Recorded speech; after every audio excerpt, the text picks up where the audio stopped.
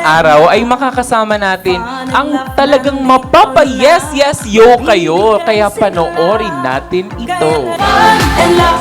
Ready na siya to show his talent at astig sa Fun and Laugh Studio ang beatmaker rapper ng Manila na si Johan Lee.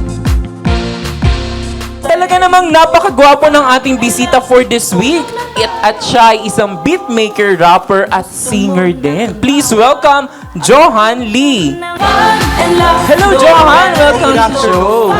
Good morning sa ating mga ka-Fun and Laugh. Bumati ka naman sa ating mga viewers mula Luzon, Visayas at Mindanao or nasan man sila around the world, Johan. Mga kababayan, turn up! Before I'm gonna do my thing, let me introduce myself. Ako nga pala si Cascade na nagmula sa Las Piñas City and you're watching Fun and Laugh TV Show. Yes, yes, yo! Kaya naman, have a seat please, Jasper. Thank you. Ayan, so welcome sa aming show, Jasper. Ayan. So Jasper, kamusta? Ilang taon ka na ba, Jasper? I'm not Jasper, ano po ako, si Johan po. Sorry, Johan. Si Jasper. That's my...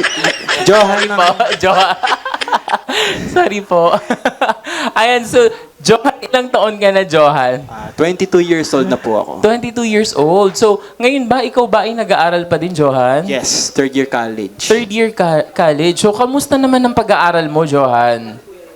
Mahirap pero carry naman. Nako-cope up ko pa rin yung mga Studies. mga bagay na may hirap, studies. Yes, okay. I heard na ikaw ay isang half Filipino and half Japanese or in Korean. No, I'm not half Japanese, but I'm 1/8 Chinese. 1/8 Chinese. Yes. Grabe, parang baboy lang to, no? 1/8.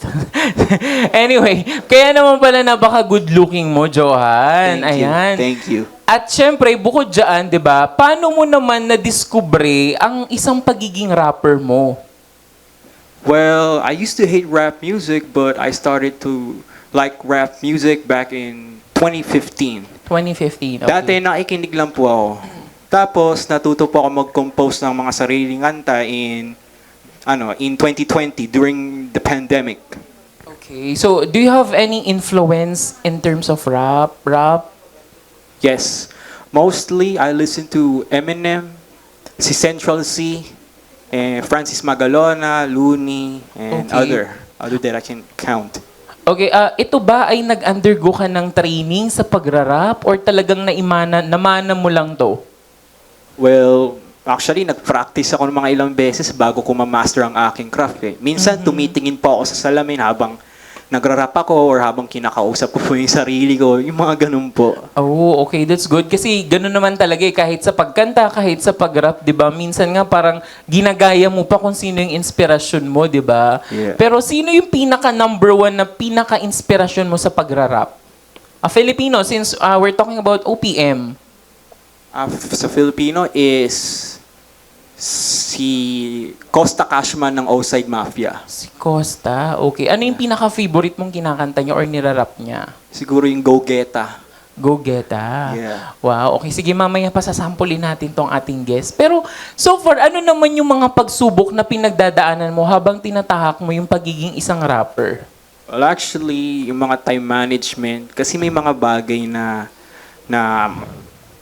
kasi di ba yung rap music, pati yung school, both of those two things is very important to me. So minsan nahihirapan ako gumawa sa decision like kung ano yung uunahin, ganon. Ayun po yung mga Doon situations ka nahihirapan. na... Pero always prioritize your studies. Yes. Remember that. Kasi alam mo lahat yan, pwede mong gawin kapag ikaw ay nakagraduate na.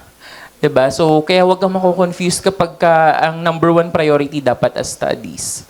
Okay? Pero dito, saan mga lugar ka nagpe-perform bilang isang singer? Well, mostly I perform in my own town, Las Piñas City. Pero minsan out of town din, tulad ng North Caloocan, Quezon City, Parañaque, Bacoor. So, nai-invite ka na talaga kung saan-saan, ano? Yes po. So, ano naman ang gusto mong sabihin sa lahat ng gustong maging katulad mo na rapper?